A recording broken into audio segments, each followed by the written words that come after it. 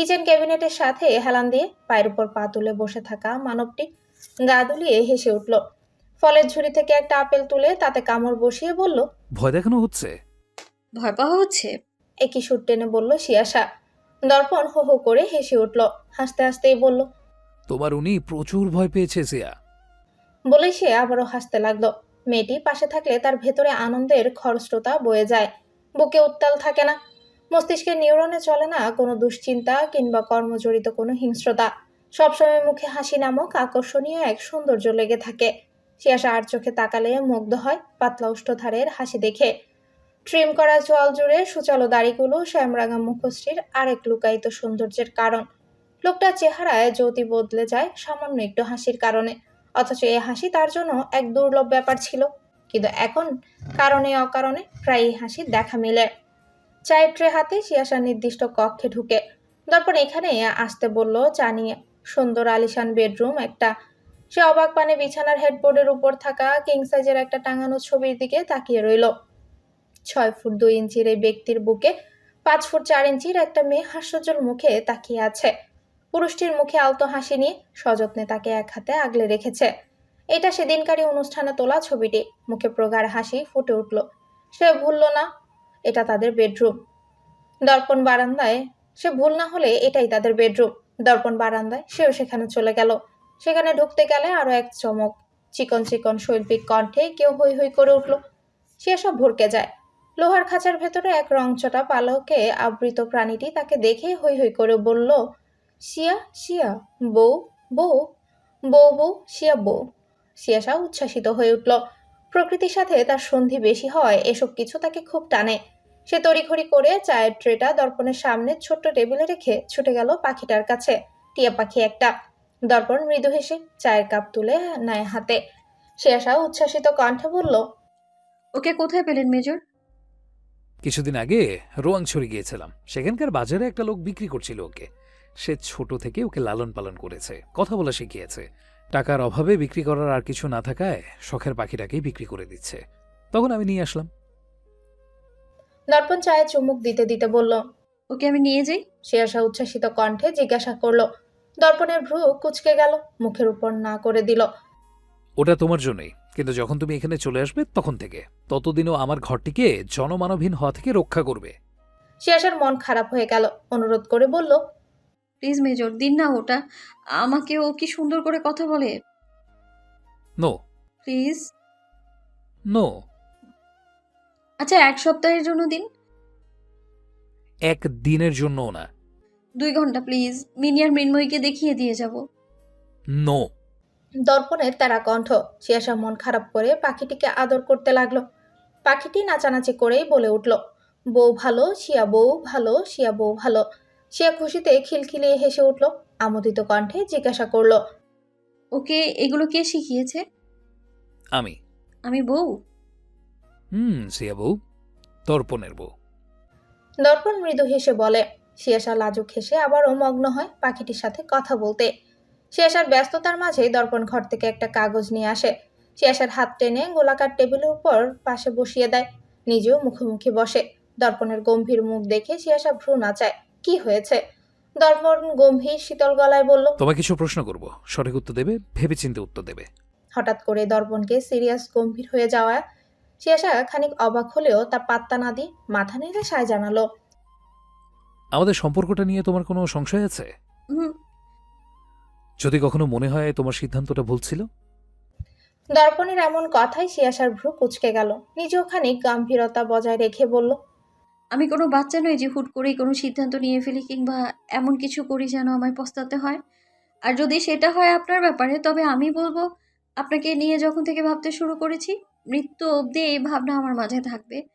আমার পুরোটা জুড়ে আপনি থাকবেন। যদি কখনো আফসোসও হয়, তবে ছুটে যাব আমি আপনার কাছে, সকলের সকল আফসোসের নিরসন করার জন্য। বাকি জীবনটুকু আমার সকল ভাবনা, রাগ, জেদ, আফসোস, হতাশা, দুঃখ, দৈন্য, সুখ, শান্তি আপনি জুড়ে হবে। এর জন্য বিন্দুমাত্র সন্দেহ আমার ভেতর নেই। দর্পণ কিছু বলল না। নিটল চেয়ে থাকলো শুধু সামনে ধীর চেতা মেয়েটার দিকে। নীরবে কেটে যায় চায়ের আড্ডাটায়। কিছুক্ষণ বাদে দর্পণ হাতের কাগজটা এগিয়ে দিল। শিয়াশা সেটা দেখে বলল, এটা কি? দর্পণ 4 ভাঁজ করা কাগজটার একটা ভাঁজ খুলে বলল। এখানে একটা সাইন করে দাও। শিয়াশা কৌতূহলী গলায় বলল। কিসের কাগজ এটা? সাধারণ একটা কৌতূহলী প্রশ্নে দর্পণকে বিব্রত হতে দেখা গেল। দর্পণ কথা গুছিয়ে ওঠার আগেই শিয়াশা সহজ সরল অভিব্যক্তি প্রকাশ করে বলল। আমি এমনিতেই জিজ্ঞেস করেছি, আপনি ইতস্তত বোধ করছেন কেন? দিন, আমি সাইন করে দিচ্ছি। বলেই সে দর্পণে ধরে রাখা কাগজটিতে সাইন করে দিল। দ্বিতীয়বার কাগজটি পড়তে চাওয়ার ইচ্ছে পোষণ করল না। মানুষটাকে সে নিজের থেকেও বেশি বিশ্বাস করে। কাগজটি পুনরায় ভাঁজ করে রেখেই দর্পণ বলল। কখনো ভুল বুঝবে না আমায়। আমার কাছে সবকিছুর ঊর্ধ্বে তুমি রয়েছ, এতটুকু মনে রাখবে। পরিপ্রেক্ষিতে শিয়াশা কিছুই বলল না, শুধু মৃদু হাসল।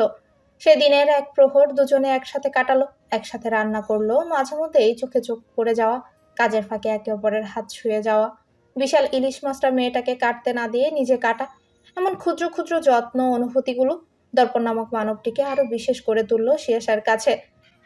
রোয়াংছড়ি বড় বাজারে বিশাল আকার এরিয়া জুড়ে আটার ফ্যাক্টরি, অথচ সেখানে মাত্র 10 বস্তা আটা রয়েছে।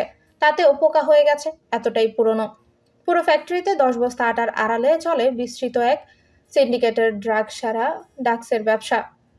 কর্মচারীবৃন্দ কখনোই ড্রাগস ডিলার, কখনো ছিনতাইকারী, কখনো খুনি, কখনো ধর্ষক, কখনো বা অপহরণকারীর রোল প্লে করে। Multi talented.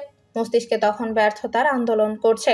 1.5 বছর ধরে একটা কেস নিয়ে স্টাডি করছে, ক্লু খুঁজছে, অথচ বরাবরই শূন্য হাতে ফিরে আসছে যেখান থেকে শুরু করেছিল। এখন পর্যন্ত কম কেস সলভ করেনি দর্পণ। চাকরিতে যুক্ত হয়েছে পর থেকে কোনো কেসে 6 মাসের বেশি সময় নেয়নি সলভ করতে। সেখানে আজ 1.5 বছর হয়ে গেল। সে এখনো দিশেহারা। ঘর্মাক্ত তেলে তেলে বদনে কারাগারের কক্ষে কাঠের চেয়ারে বসে থাকা এক মাঝবয়সী রক্তাক্ত দেহের লোক। নিরাপত্তা বাহিনীদের চিরচেনা সেই অসহায় মুখ দেখে ফিচেল হেসে উঠল। বিশ্রী ভঙ্গিতে পাশে থুতু ফেলল। সামনে বসা তীক্ষ্ণ দৃষ্টির অধিকারী ব্যক্তির মাথায় জ্বলতে থাকা আগুনে ঘি ঢালার মতো কাজ করলো সেটা। ক্ষিপ্ত হয়ে হুঁশ জ্ঞান হারিয়ে উগ্রচিত্তে এক লাথি দেয় চেয়ার বরাবর। লাথির প্রকোপে দেয়াল সজোরে ধাক্কা খেয়ে চেয়ার ভেঙে গেল। বাঁধন ঢিলে হয়ে গেছে। দেয়াল ঘেঁষে ভাঙা চেয়ারের সাথে লুটিয়ে পড়া আহত হয়ে লোকটাও তাতে যেন আরো মজা পেল। ওহু করে হেসে উঠল সে। কণ্ঠ জড়িয়ে যাচ্ছে লোকটার। দর্পণ উগ্রচিত্তে টেবিলের উপর রাখা সাদা প্যাকেটগুলো নিয়ে অস্থিরভাবে খুলে সেগুলো মুঠোয় মুঠোয় ঠেসে মুখটার মুখে ঢোকাতে লাগলো। প্রিয় জিনিসের গন্ধে লোকটা তখন মাতোয়ারা ঘোরগ্রস্ত। চোয়ালের তীব্র যন্ত্রণা অনুভব করতে লোকটি নিভু নিভু চোখে দর্পণের দিকে তাকায়। দর্পণ ক্ষিপ্ত কণ্ঠে জিজ্ঞাসা করে। এই তুই জানিস ট্রাই 7-এর ব্যাপারে কিছু? হ্যাঁ, কিছু তো জানিস? Anything, any clue? ট্রাই 7-এর নাম শুনতেই লোকটা জোর জবরদস্তি করে চোখ খুলে দর্পণের দিকে বড় বড় চোখ করে তাকায়। সুবেদার সহ উপস্থিত সকলেই যেন একটু আলোর দিশা পেল। তারাও কারাগারের ভেতর ঢুকে যায়। রোয়াংছড়ি ফ্যাক্টরি থেকে সেদিন 14 জনকে আটক করে তারা ফ্যাক্টরি সহ সিল করে দেয়া হয়। দর্পণও যেন দিশেহারা, একটু দিশা খুঁজে পেল। গালে কয়েকবার থাপ্পড় দিয়ে বলল, তুই এর সাথে জড়িত ছিলি। Come on, say something. হঠাৎ করে লোকটা ফিক করে হেসে উঠল। মাথা নেড়ে বাচ্চাদের মতো করে বলল, আশা, আশা, মজা। বলেই হো হো করে হাসতে লাগলো। তার কথা পিছলে যাচ্ছে। দর্পণের ভ্রু কুঁচকে যায়। উপস্থিত সকলেই খানিক অবাক হয় আশার নাম শুনে। কেননা এই কেসে জড়িত আশা বলতে শুধুমাত্র মেজর সাইফের স্ত্রীর সংযোগ রয়েছে। দর্পণ আবারও জিজ্ঞাসা করলো, এ তুই কার কথা বলছিস? আশা কি? তুই কি মেজর সাইফের স্ত্রীর কথা বলছিস? এই ওঠ, বল। লোকটি কতক্ষণ মাতাল হয়ে আবল তাবল বলছে। দর্পণ ফের ক্ষিপ্ত হয়ে গেল। সজোরে মাথাটা পিষে দিল পায়ের দ্বারা।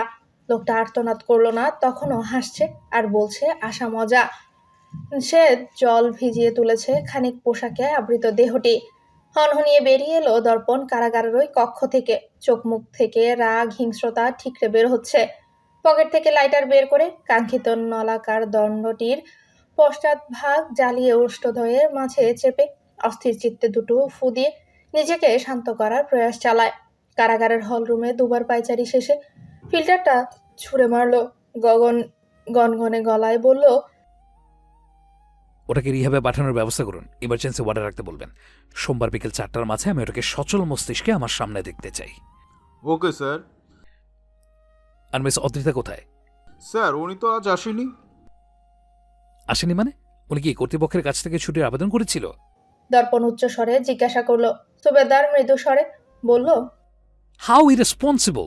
এখানে কি সার্কাস করতে বসেছি আমরা, যে যখন তখন চাইবে অনুপস্থিত থাকবে? এরকম ধরনের কাণ্ডজ্ঞানহীন কাজ আরেকবার দেখলে তাকে এই গ্রুপ থেকে বাতিল করা হবে। তার সাথে যোগাযোগ করার ব্যবস্থা করুন। তার উপর যেই দায়িত্ব দেওয়া হয়েছিল সেটা অন্য কেউ কমপ্লিট করবে। রুক্ষ স্বরে কথাগুলো বলে দর্পণ কারাগার ছাড়তে উদ্যত হলো। তখনই হলরুমের মেন ফটক থেকে অদ্রিতা ঢুকলো। গালে সাদা ব্যান্ডেজ, মুহূর্তে আকর্ষণ কাড়ছে সকলেরই। দর্পণ সন্দিগ্ধ গলায় জিজ্ঞাসা করলো।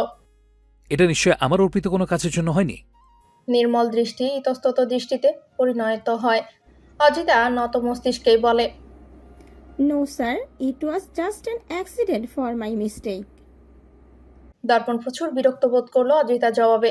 ইদানিং সে বেশ ভালো করেই লক্ষ্য করছে অদ্রিতা কাজের প্রতি অমনোযোগিতা, অনীহা। কণ্ঠে ফের রুক্ষতা এনে বলল, আপনার যদি কাজ করতে ইচ্ছে না হয় তবে আপনি এই গ্রুপ থেকে লিভ নিতে পারেন। আর যদি এই পেশায় থাকতেই না চান তবে শুধু শুধু সময় নষ্ট না করে রিজাইন করে দিন। কারণ আপনার কাজের ধরনের সাথে আপনার পদের পেশার সামঞ্জস্য খুবই কম। এ পেশায় থাকতে হলে মেয়ে ছেলে নরম শক্ত এই তফাৎ ভুলতে হবে। এতটুকু আঘাতের কারণে আপনি আধবেলা ডিউটিতে গাফলতি করেছেন, এইটা কখনোই একজন সেনা সদস্যের বৈশিষ্ট্য হতে পারে না। আই হোপ আমি আপনাকে বোঝাতে পেরেছি। অদ্রিতা এক দৃষ্টিতে দেখেই চলেছে কঠোর মানবটিকে। মানুষটা কি জানে বিগত দিনগুলো থেকে এই মুহূর্ত পর্যন্ত তার উপর থেকে কি ঝড় বয়ে গেছে। একটা প্রশ্বাস নিতে তার কি পরিমাণে কষ্ট হয়েছে। তবে এত রুষ্টতা তার জন্যই কেন? কই, সাইফ চৌধুরীর মেয়ের সাথে কথা বলার সময় তো মুখে সবসময় স্মিত হাসি লেগেই থাকে। তবে তাকেই এত অবহেলা কেন? কখনো একবারের জন্য চোখ তুলেও দেখে না। সে পেশাগত ধীর বিশ্বাসী সেনা চওড়া করে দাঁড়িয়ে গেল। গম্ভীর কণ্ঠে বলল, Sorry, sir, I will never repeat these mistakes. এটা ভুল নয়, এটা দায়িত্ব জ্ঞানহীনতা। নিজের কর্মের প্রতি সম্মান করতে শিখুন। Yes, sir. আপনাকে যে কাজটা করতে দিয়েছিলাম করেছেন? Yes, sir, সেটাই দেখানোর জন্য এসেছি।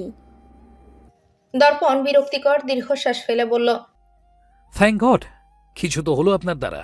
এতটুকু কথা সূচফোঁটার মতো আঘাত হানল শক্ত দেহাবয়ের ভেতরে থাকা নরম ভালোবাসা প্রবণ মনটিতে। অদিতা তাচ্ছিল্য করলো নিজেকে, নিজের অনুভূতিকে। হাতের নথিপত্রটা খুলে কিছু কাগজ বের করতে করতে বলল, এই নাম্বারটি বান্দরবান থেকে রেজিস্ট্রেশন করা হয়েছে, এতটুকু নিশ্চিত হওয়া গিয়েছে কল সেন্টার থেকে, এবং রেজিস্ট্রেশন করার পর থেকে এটির মাত্র একবার ব্যবহার করা হয়, সেটিও আপনার নাম্বারে পাঠানো ওই মেসেজটি। আর বান্দরবানের মোট 8টি টেলিকমে এই সিম অ্যাভেলেবেল। সেখানে 7টিতে আমরা খোঁজ নিতে পেরেছি, তবে সেখান থেকে এই নাম্বার রেজিস্ট্রেশন করা হয়নি। কিন্তু বাকি একটা সেট বান্দরবান সদরের শপিং সেন্টারের একটি দোকান, সেখানে ইন্টারনাল ডেটা হিস্ট্রি প্রকাশ করা নিষিদ্ধ। আপনি নিজের পরিচয় দিয়েছিলেন? দর্পণ চিন্তিত ভঙ্গিতে বলল, ইয়েস স্যার, তাদের মধ্যে এই ধরনের কোনো ভীতি কাজ করতে দেখা যায়নি।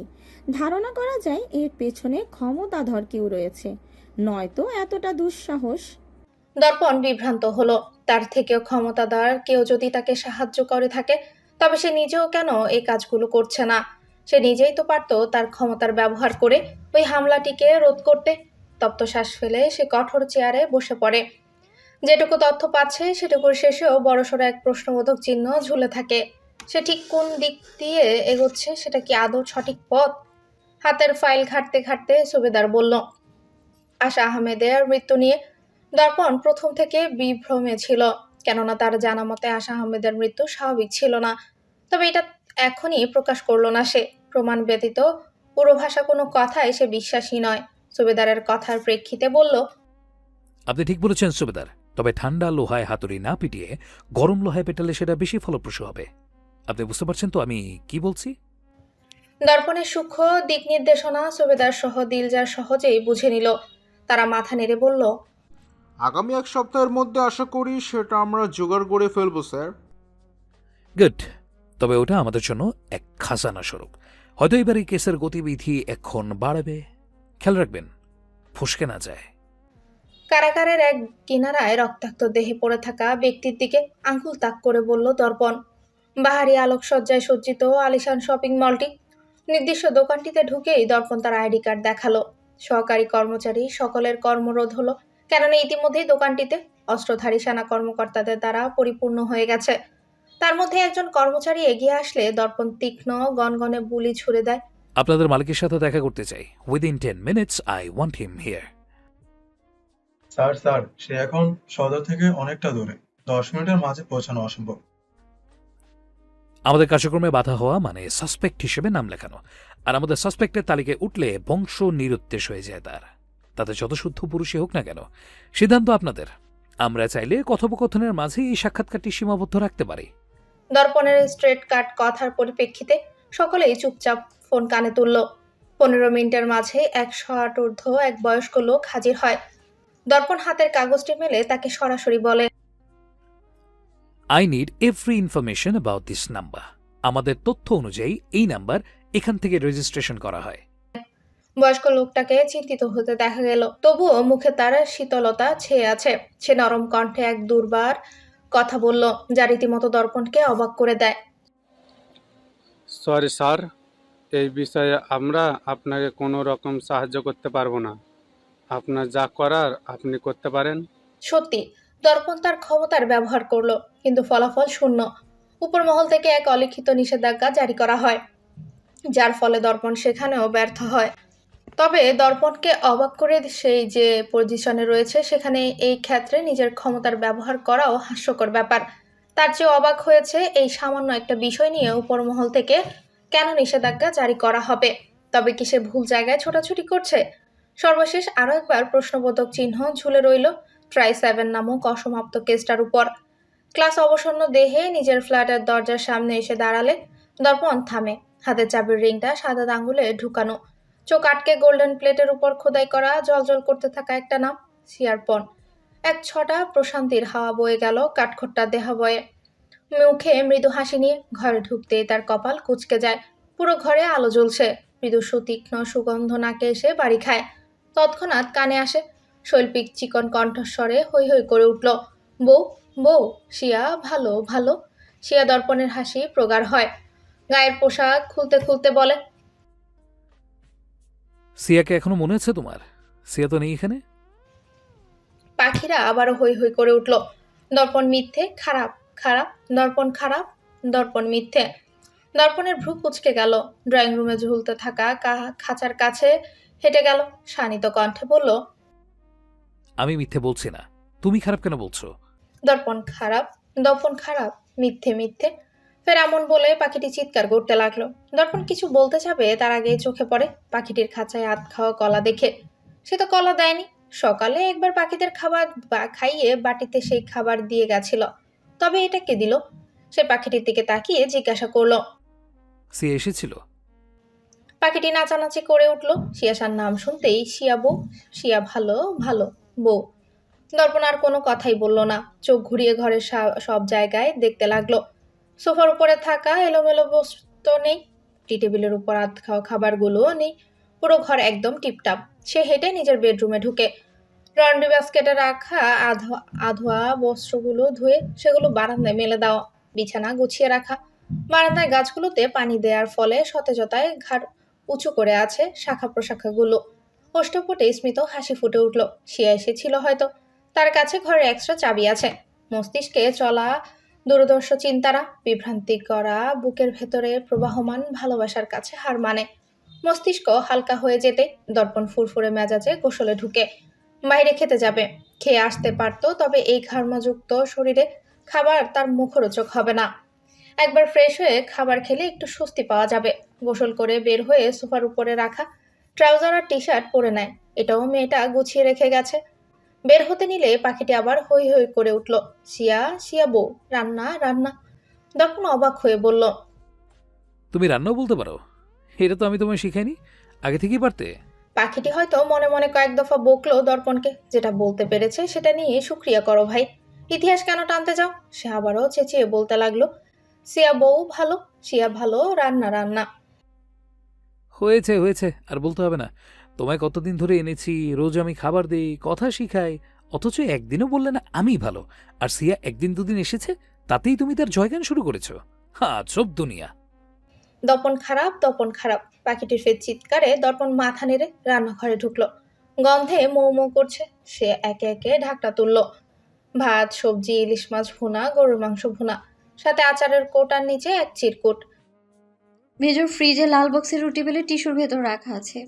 সকালে সেগুলো চুলোর উপর সেঁকে নেবেন। সাদা হলুদ মিশ্রণে বক্সটাতে সবজি ভাজি করা রয়েছে। ওভেনে গরম করে নেবেন, সাথে একটা ডিম পোচ করে নেবেন। আর আপনার ডিটক্স ওয়াটার পার্পেল ওয়াটার বোতলে আছে। আর সাথে এই ডক্টরের সমস্ত জীবনে জমিয়ে রাখা ভালোবাসা খাবার টেবিলে রাখা ফালুদার ভেতর রয়েছে। ইতি আপনার সিয়াবু।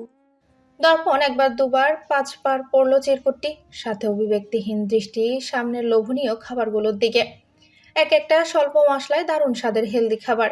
একলা একা ওই বিশাল ফ্ল্যাটটার বিশাল আকৃতির ডাইনিং টেবিলে ঠিক কতটা সময় নিয়ে ধীরে ধীরে দর্পণ খাবারগুলো খেলেও তার হিসেব করার মতো কেউ নেই। থাকলে হয়তো শো অফ করাই যেত, তবে ভালোবাসার তো কোনো শো অফ হয় না, তাই হিসাব করার মতো কেউ ছিল না। দর্পণও ধীরে ধীরে প্রেয়সীর হাতের সুস্বাদু খাবার আস্বাদনে মগ্ন রইল। এর আগেও সে খেয়েছে শিয়াশার হাতের খাবার, তবে এখনকার অনুভূতি একদম ভিন্ন, যার বর্ণনা দর্পণ এখন দিতেও পারবে না, আর দিবেও না। কিছু অনুভূতি যত্ন করে আগলে রাখবে, সঠিক সময়ে সঠিক মানুষের কাছে প্রকাশ করবে। ধরনীর এক প্রান্তে রাত্রি নেমেছে অনেকটা সময়। রাতের অন্ধকারে তখন ঝলমল করে উঠল সবকিছুই কৃত্রিম আলোয়। ঘেমে জুবুথুবু শরীরে আশরাফ ব্যস্ত পায়ে নিজের ঘরে যাচ্ছে। পথিমধ্যে আরেকটা কামরায় উকি দিল। মোটা একখানা বই টেবিলের উপর খুলে রেখে হা করে তাকিয়ে আছে দেয়ালের দিকে মিনি। ধ্যান জ্ঞান এই দুনিয়ায় নেই। উগ্রচিত্তে দিল এক চাটি মাথায়, চেঁচিয়ে উঠল সদ্য ধ্যানে বিঘ্ন ঘটা মিনি। মাথায় হাত ডলতে ডলতে ও আশরাফের কুচকানো মুখের দিকে তাকালো সে। জিজ্ঞাসা করলো, কি হইছে মামা, মারলেন কেন? তুই কোন দিকে তাকিয়ে বই পড়ছিলি? আশরাফের কথায় মিনি নিজের বইয়ের দিকে তাকায়। বেটা নিউটন নিজের মাথার মগজ খুলে রেখে গেছে বইয়ের পাতায়। একটা আপেল পড়া দিয়ে গোটা এক বিশ্রী সাবজেক্ট তৈরি করে রেখে গেছে, নাম দিয়েছে তার ফিজিক্স। এর থেকে ঘরের কাজ করা অনেক সহজ। দেয়ালের দিকে তাকিয়ে সেগুলোই স্মরণ করার চেষ্টা করছিল। ফিজিক্সের ল মুখস্থ করছিল সে। কিছুদিন বাদে তার বোর্ড এক্সাম, তাহলে সে কলেজে উঠে যাবে। মিনিকে নিজ ধ্যানে মগ্ন দেখে আশরাফ আরেকটা চাটি মেরে হাত থেকে দুটো ব্যাগ টেবিলের উপর রাখলো। বলল, কিচ্ছু বলবো না, তুই একবার পরীক্ষা খারাপ কর, তারপর দেখিস। মিনি ব্যাগগুলো উল্টে পাল্টে দেখে জিজ্ঞাসা করলো। এগুলো কি? তার কথা কানে গেল না আশরাফের, কেননা সে ইতিমধ্যে ঘর ত্যাগ করেছে। হাতে আরো অনেকগুলো ব্যাগ। মিনি ব্যাগ খুলতেই দেখতে পেল একটা লাল শাড়ি আর একটা লাল সাদা মিশ্রণের থ্রি পিস, যার মধ্যে ঢাকঢোলের প্রিন্ট। আনন্দে খলবলিয়ে উঠল দেহ মন। সে তো ভুলেই গিয়েছিল আগামীকাল নববর্ষ। প্রতি বছরই নববর্ষে তারা খুব আনন্দ করে। হাসি মুখে তাড়াতাড়ি বইয়ে মুখ গুছল। যত তাড়াতাড়ি পড়া শেষ করতে পারবে তত তাড়াতাড়ি আনন্দে সামিল হতে পারবে। শিয়াশা এই দিনে সকলের জন্যই নতুন পোশাক আনে, এগুলো তাই। আজ শিয়াশা ব্যস্ত সময় কাটাচ্ছে, তার সময় হয়নি ড্রেসগুলো আনার, তাই আশরাফকে দিয়ে আনিয়েছে। যেহেতু নববর্ষের আগের দিন শপিং সেন্টারগুলো লালানাদের আমোদিত প্রফুল্ল মেজাজের সাথে সেজে উঠেছে এক অন্য রঙিন আমেজে, তাই তো ভিড় ঠেলে এগুলো আনতে আশরাফেরই কসরত করতে হয়েছে। তার মধ্যে আশ্রমের বাচ্চাদের নববর্ষের পোশাক ড্রাইভারকে দিয়ে আনতে পাঠিয়েছে, তাই একটু স্বস্তি পাওয়া গেল। ঘরে ঢুকতেই গুটগুটে অন্ধকার। ইদানিং এটাই নিত্যদিনের দৃশ্য। তার মধ্যে আরেকটি দৃশ্য দেখা যায় ঘরের শৌখিন গাছগুলোর ঝোপঝাড়ের আড়ালে, কিংবা বারান্দায় ঝুলতে থাকা পিতলের দৃষ্টি নন্দনীয় শ্রুতিমধুর শব্দ সৃষ্টিকারী ঘণ্টার দিকে এক দৃষ্টিতে তাকিয়ে থাকা রমণীর। সব বিরক্তির মাঝে এটা খানিক কম বিরক্তি করেই আশরাফকে। কম বলতে ভালো লাগার পরিমাণটা বেশিই হয়। আজও তার ব্যতিক্রম নয়। ওই যে বারান্দায় ঝুলতে থাকা ঘণ্টায় আঙ্গুল চালিয়ে টুংটাং আওয়াজ সৃষ্টি করছে। ঘরের লাইট জ্বলতেই মিন্ময়ী চৌকিতে ঘরের ভেতরে দৃষ্টিপাত করে। আশরাফ ব্লেজার খুলছে আর কি যেন বিড়বিড় করছে। সে চুপচাপ মাথা নত করে ঘর থেকে বের হয়ে যাওয়ার জন্য পা বাড়ায়। বাহির থেকে এসেছে নিশ্চয়ই স্বস্তির নিঃশ্বাস নেওয়ার জন্য। স্পেস চাই। লোকটা তো তাকে দেখলেই কেমন খেচর খেচর করে। বিরক্ত বোধ হয় হয়তো। স্বামী কাজ থেকে ফিরলে তার সেবা করতে হয়, কোথায় কি প্রয়োজন তার খেয়াল রাখতে হয়। আজকালকার মেয়েদের থেকে এইটুকুনি শিষ্টাচারও আশা করা যায় না। বিড়বিড় করে বলা কথাগুলো মিন্ময়ীর কর্ণপাত হয়। তার শিষ্টাচারের প্রশ্ন ওঠা মানে তার বাবা মায়ের শিক্ষা নিয়ে প্রশ্ন ওঠা। বিবেকে বাঁধল। নিজের ভুল বুঝতে পেরে মিন্ময়ী লজ্জিত হলো। পথ বদলে বেডের পাশে রাখা জগ থেকে এক গ্লাস পানি নিয়ে ধীর পায়ে আশরাফের সামনে দাঁড়ায়। নত মস্তিষ্কে গ্লাসটা এগিয়ে দিলে আশরাফের শিকারী চোখ দুটো দৃষ্টিগোচর হয়। পানি কেন দিচ্ছ? দুঃখিত।